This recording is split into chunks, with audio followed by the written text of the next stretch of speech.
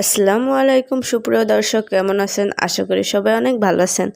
2026 সালে 17 জুলাই আজকের ভিডিওতে আমরা মালয়েশিয়া কলিং ভিসার সর্বশেষ আপডেট নিয়ে বিস্তারিত আলোচনা করব।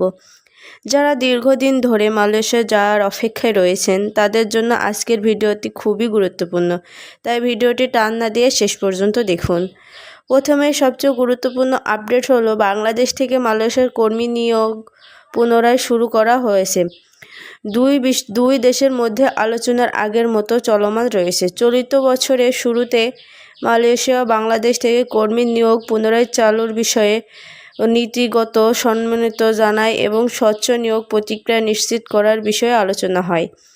তবে 17 জুলাই 2026 সাল পর্যন্ত এমন কোনো সরকারি ঘোষণা প্রকাশিত হয়নি যেখানে বলা হয়েছে যে সব ধরনের মালয়েশিয়া কলিং ভিসা সম্পূর্ণভাবে খুলে দেওয়া হয়েছে এবং সবই এখনই যেতে পারবেন। তাই যদি কেউ দাবি করে যে আজ থেকে সীমাহীনভাবে ভিসা ইস্যু হচ্ছে, তাহলে সেই তথ্য অবশ্যই সরকারি সূত্র থেকে যাচাই করবেন।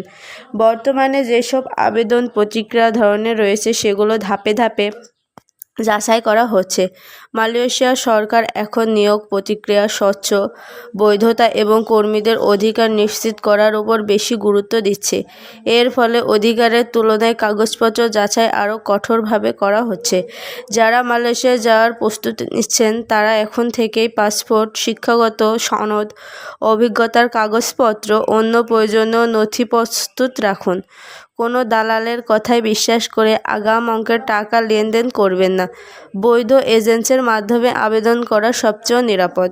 মালয়েশিয়ার বর্তমান উপাদান শিল্প, নির্মাণ খাত, সেবা খাত এবং কিছু কারিগরি পেশায় বিদেশি কর্মীর চাহিদা রয়েছে। তবে কোনো ধরনের কতজন কর্মী নেওয়া হবে তাও মালয়েশিয়া সরকারের সিদ্ধান্ত এবং নিয়োগকারীর প্রতিষ্ঠানের চাহিদার উপর নির্ভর করে।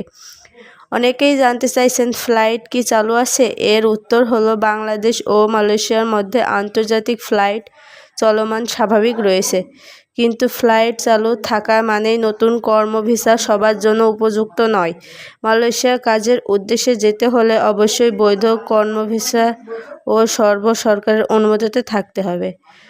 সর্বশেষ বলবো, সামাজিক যোগ্যতার মাধ্যমে প্রতিদিন বিভিন্ন ধরনের গুজব ছড়ানো হচ্ছে, তাই কোনো ধরনের খবর দেখে উত্তেজিত হয়ে সিদ্ধান্ত নেবেন না। সব সময় প্রবাসী কল্যাণ মন্ত্রণালয়, মালয়েশিয়া সংশ্লিষ্ট কর্তৃপক্ষ এবং বিস্তৃত সংবাদ সম্মেলনের তথ্য অনুসরণ করুন। এই ছিল 17 জুলাই 2026 পর্যন্ত মালয়েশিয়ার কলিং ভিসার সর্বশেষ আপডেট। নতুন কোনো সরকারি সিদ্ধান্ত বা নিয়োগ সংক্রান্ত ঘোষণা প্রকাশিত হলে আমরা দ্রুত সেই তথ্য আপনাদের সামনে তুলে ধরব। ভিডিওটি ভালো লাগলে অবশ্যই লাইক করবেন, শেয়ার করবেন এবং বিদেশি চাকরি সর্বশেষ নির্ভরযোগ্য আপডেট পেতে এখনই সাবস্ক্রাইব করে নাও আমাদের ইউটিউব চ্যানেল। ভালো থাকবেন, সুস্থ থাকবেন, আল্লাহ হাফেজ।